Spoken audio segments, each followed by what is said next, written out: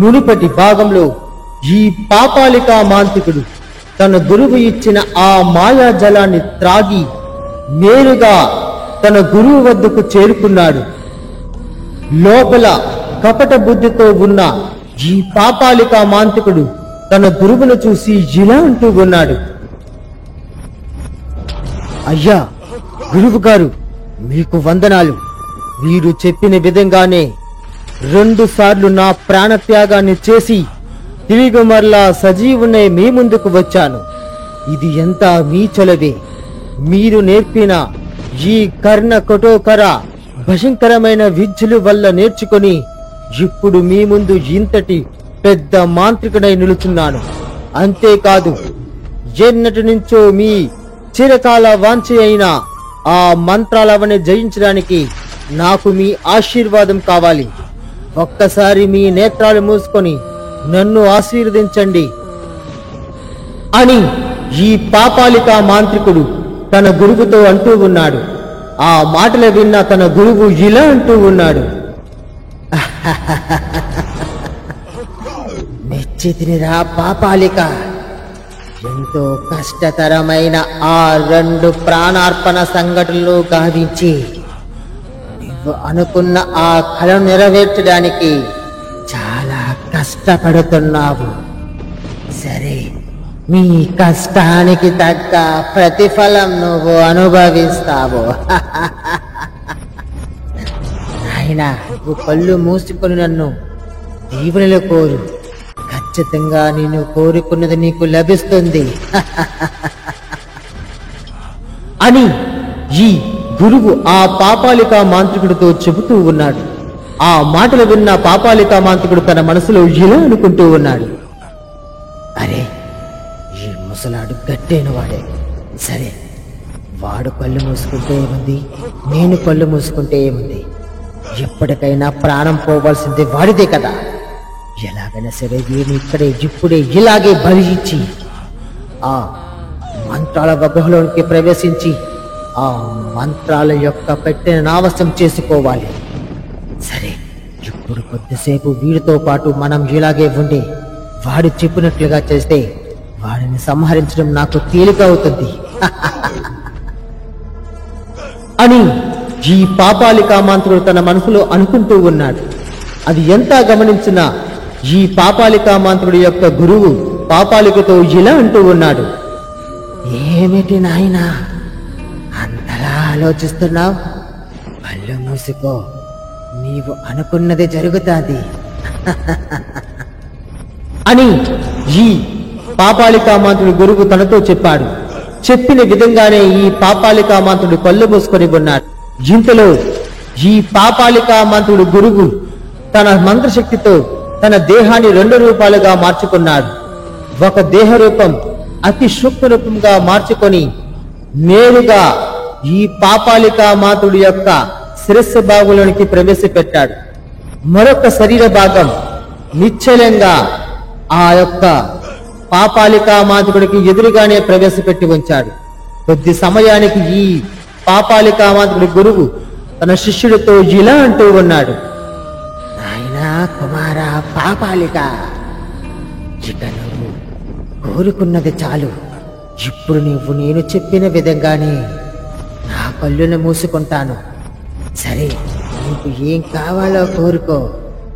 ఓం cream నేత్ర ఆగమనం, ఓం cream నేత్ర విరామణం అని మంత్రాలు చదివి ఆ పాపాలికా మాంత్రుడు గురువు తన కళ్ళను మూసుకుని ఉన్నాడు. వెంటనే ఈ పాపాలికా మాంత్రికుడు తన చేతిలోనికి ఒక భయంకరమైన ఖడ్గాన్ని ప్రవేశపెట్టి ఎదురుగా ఉన్న తన గురువుని ఒకే ఏటితో మొండం నుంచి శిరస్సును వేరు చేశాడు. వెంటనే ఈ పాపాలికా మాంత్రుడు పెద్దగా నవ్వుతూ ఇలా అంటూ ఉన్నాడు.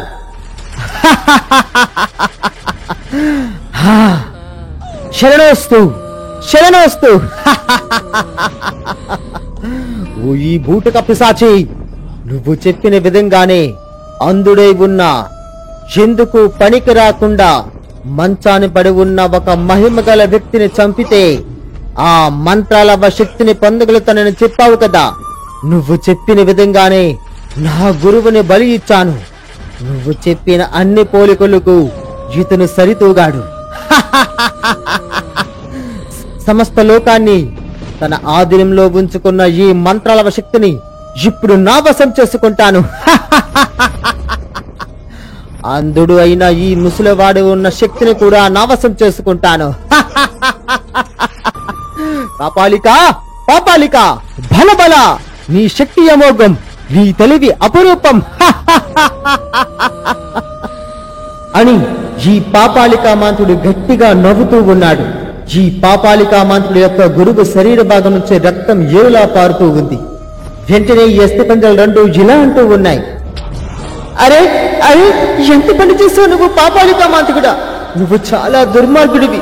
నీకు విద్య నేర్పించిన మాంత్రికాన్ని కూడా ఏమీ కాదనుకుంటా ఇలా ముక్కలుగా నరికి చంపుతావా?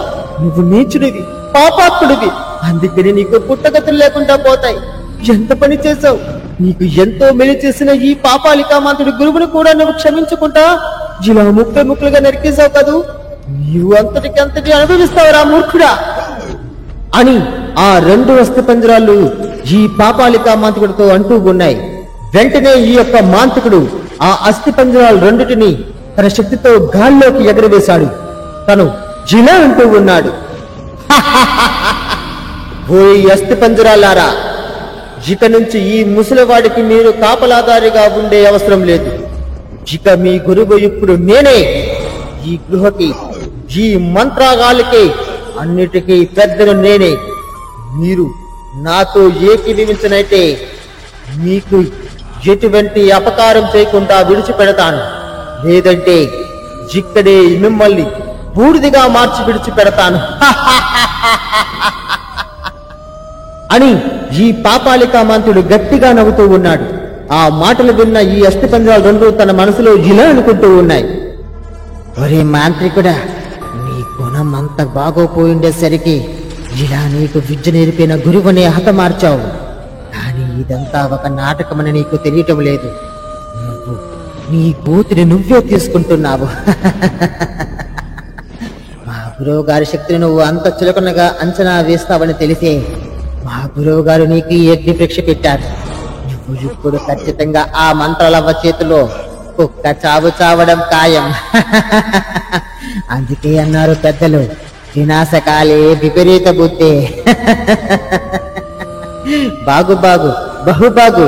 గురువు గారు, మీరు చేసిన పన్నాగం అంతా బాగా పండుతుంది.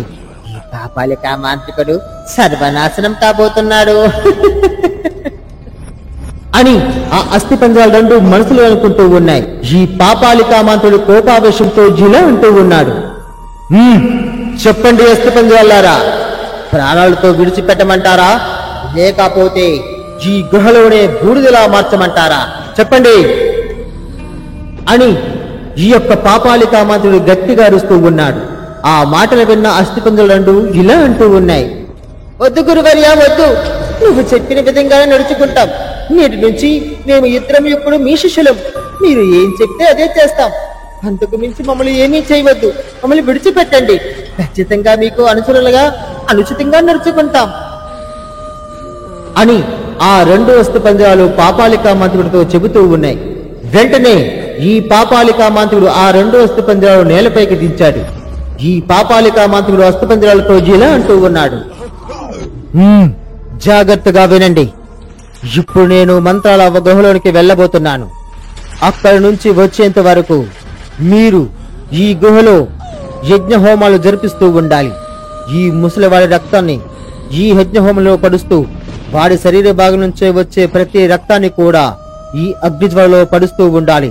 తద్వారా ఈ గురువు ఒంటిలో ఉన్న మంత్రశక్తి మొత్తం నా వశం కాబోతుంది.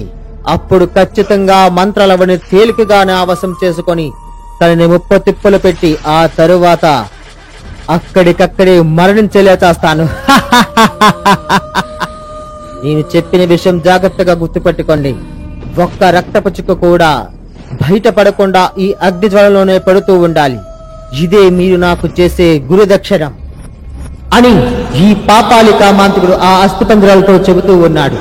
ఆ మాటలు విన్న అస్థిపంజరాలు ఇలా అంటూ ఉన్నాయి. తప్పకుండా గురువు, తప్పకుండా.